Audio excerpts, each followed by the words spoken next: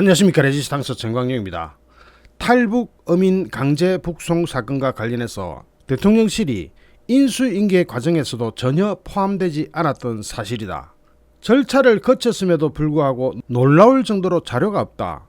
그래서 그 건에 대해서 구체적인 말을 할 수 있는 입장이 아니다. 그러면서 검찰에서 조사 중이라서 인내심을 갖고 그 결과를 기다리는 것이 어떨까 싶다라고 윤석열 정부의 대통령실에서 자료가 통째로 날아가고 없다고 호소했습니다. 서해 공무원 피살 사건에 대해서도 자료가 없다. 이대준 씨와 관련한 첩보나 보고서를 삭제한 사실이 없다고 하는데 모든 기록이 국정원 메인 서버에 남아있기 때문에 삭제를 지시할 이유도 없다는 박지원 전 원장의 해명. 그러나 국정원은 자체 조사를 통해서 박지원 전 원장이 이대준 씨 사건과 관련해서 국정원이 생산한 보고서를 삭제하라고 지시한 정황이 있다면서 고발을 했고, 동시에 국방부가 군사통합정보처리책에 밈스에 올라온 사건 관련 기밀 정보를 삭제한 사실도 드러나면서 문재인 정부 기관의 전방위적인 기록 삭제 의혹으로 사건이 확대되고 있는 가운데 지금 이 사건이 속보가 터졌습니다.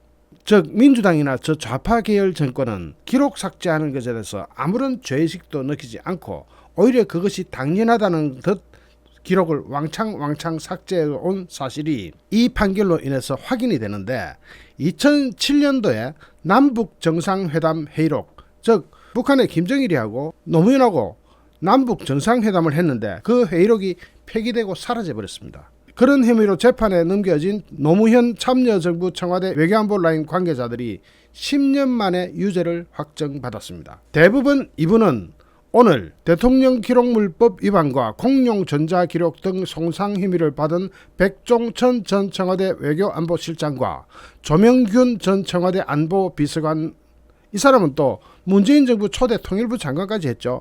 이 사람들의 재상고심에서 징역 1년에 집행유예 2년을 선고한 원심을 확정했다고 밝혔습니다. 이런 국가기록물을 삭제한 데 대한 처벌은 택도 없이 낮지만, 말도 안 되는 수준이지만 그래도 유죄 확정 판결을 했다는 것에는 의미가 있을 수밖에 없습니다. 아무리 봐주고 싶어도 못 봐주는 거죠. 기록물이 삭제됐으니까. 이번 재판의 계기가 된 당시 남북 정상회담 회의록 폐기 논란은 18대 대통령 선거를 앞둔 2012년 10월 당시 새누리당 정문헌 의원이 통일부 국정감사에서 노무현 전 대통령이 남북 정상회담 당시 서해 북방 한계선 NLL 포기 발언을 했다고 말하면서 불거지기 시작했습니다. 아니, 대한민국이 영토를 포기한 발언을 노무현이 북한에 가서 했다는 겁니다. 당시 새누리당은 남북 정상회담 회의록이 고의로 폐기 은닉됐을 가능성을 제기하면서 2013년 참여정부 관계자들을 검찰에 고발했고, 검찰은 노무현 전 대통령의 NLL 포기 발언을 감추리고 백종천 전 실장과 조명균 전 장관의 회의록 초본을 삭제했다고 보고 그해 11월 이들을 불구속 기소했습니다. 결국 조사 결과 조 전 비서관은 2007년 10월 평양 남북 정상회담 회의록을 작성한 뒤에 당시 청와대 통합업무관리 시스템인 이지원 시스템으로 문서관리 카드를 생성하고 회의록 파일을 첨부해서 노무현에게 결제 상신을 한 것으로 파악됐습니다. 이후 노무현은 회의록을 열어서 내용을 확인한 다음 회의록 파일의 내용을 수정 보완해서 이지원 시스템에 올려두고 총리, 경제부 총리, 국방장관 등이 공유할 수 있도록 할 것 등의 의견 파일을 문서관리 카드에 첨부해서 조 전 비서관에게 내려보냈습니다. 그런데 그런 노무현의 지시가 진짜였을까요? 그 다음이 진짜로 이상해집니다. 조 전 비서관은 종료 처리 항목을 선택하지 않은 채 2008년 1월 문서관리 카드를 계속 검토로 처리했고, 이후 이지원 시스템에서는 문서관리 카드 정보가 삭제돼서 인식이 불가능해졌습니다. 이건 뭐냐? 노무현이 과연 내려보낼 때 삭제할 것을 염두에 두고 이렇게 내려보는 거 아니냐? 검찰은 이 대목을 두고 백 전 실장과 조 전 비서관이 대통령 기록물로 생산된 문서관리 카드를 무단으로 파기했다면서 대통령 기록물법 위반 혐의 등을 적용했습니다. 그 이후 수년 동안 이어진 재판의 최대 쟁점은 문서관리 카드를 대통령 기록물로 볼 수 있느냐 없느냐 하는 여부였는데, 1심과 2심은 무죄 판단을 내렸습니다. 회의록 초본에 노무현의 결재가 없어서 이를 대통령 기록물로 볼 수 없다는 이유에서였습니다. 그러나 2020년 12월 대법원은 두 사람의 혐의가 유죄로 인정된다면서 원심을 파기했습니다. 원심이 파기되면은 고등법원으로 다시 돌아가죠. 그렇게 해가지고 유죄가 나오는 겁니다.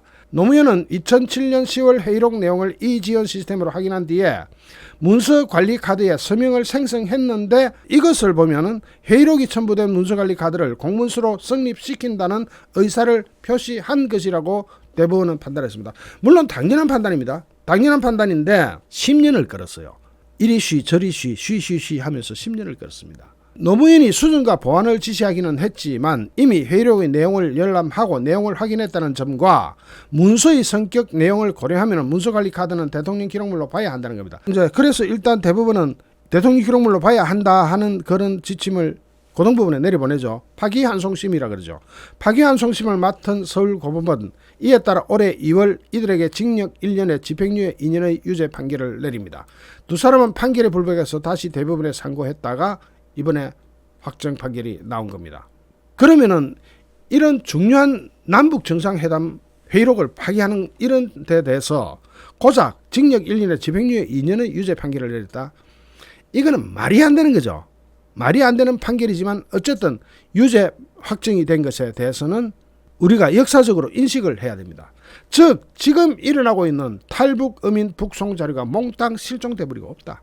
아니 대통령이 바뀌면은 전임 대통령한테 인수인계를 받습니다. 그 인수인계를 받을 때는 중요한 국정 자료는 다 인수가 돼야 되는데 인수인계를 받아보고 보니까 하나도 없다. 이게 인수인계입니까? 중간에서 어딘가 파기해버리고 삭제해버린 거죠. 그러니까 어민 강제 북송 사건과 관련해서는 모든 자료가 부실하다. 남아있는 게 별로 없다. 이렇게 되면 삭제범을 잡아야 되는데 삭제범 처리가 고작 징역 1년에 집행유예 2년이다. 이러면은 위기를 느낀 사람들은 안심하고 자료 삭제 팡팡팡 해도 증거인멸을 해도 그냥 징역 1년에 집행유예 2년으로 실형을 살지 않는다고 한다면은 앞으로 진짜 대한민국 큰일 나는 겁니다. 조선실록을 보면 조선 왕조 500년 동안 사소한 거 하나라도 놓치지 않고 다 기록을 해놨습니다. 역사란 그런 겁니다. 그런데 이 역사를 이렇게 비틀어버리는 경우는 정말로 조선시대 같으면 참형에 처해져야 될 그런 일인 것 같습니다. 거기다가 서해공문 자료 파기, 국방부가 군사통합정보처리체계 밈스에 올라온 사건 관련 기밀 정보를 삭제한 사실이 드러나면서 문재인 정부 기관의 전방위적인 기록 삭제 의혹으로 확대됩니다. 거기에 준해서 이 사건을 같이 봐야 됩니다. 도대체 좌파 민주당 계열은 뭔가 증거인멸하는 데는 도 같은 사람이죠. 거기다가 증거인멸 여기에는 사람에 대한 증거도 인멸해버리는 게 있는 거 아니냐 하는 의혹까지 나오고 있습니다.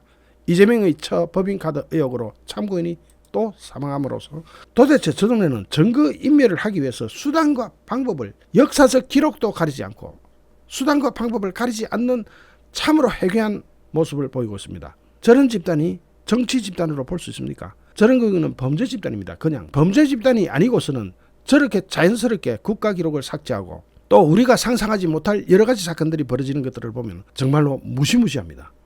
잠시 후 또 다른 주제로 여러분을 찾아뵙겠습니다. 시청해주신 여러분께 진심으로 감사드립니다. 여러분 고맙습니다.